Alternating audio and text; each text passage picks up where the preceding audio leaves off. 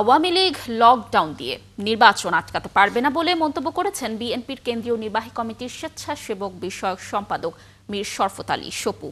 সোমবার দুপুরে মুন্সিগঞ্জের শ্রীনগর উপজেলার বারৈখালী ও শেখরনগরে পথসভায় তিনি এ মন্তব্য করেন। এ সময় মীর শরফত আলী সপু বলেন, সন্ত্রাস ও নাশকতা জনগণ কখনোই সমর্থন করে না। বিএনপি জনগণের দল, রাজপথের দল। রাজপথে থেকে দলের নেতাকর্মীরা সকল নাশকতা প্রতিহত করবে। আওয়ামী লীগ সন্ত্রাস মানুষ কিন্তু পছন্দ করে না। জনগণ চায় ভালো লোক, ভালো লোককে নির্বাচন করবে, ভালো লোকের পাশে মানুষ থাকবে, এটাই চায়। এর বাইরে অন্য কিছু না।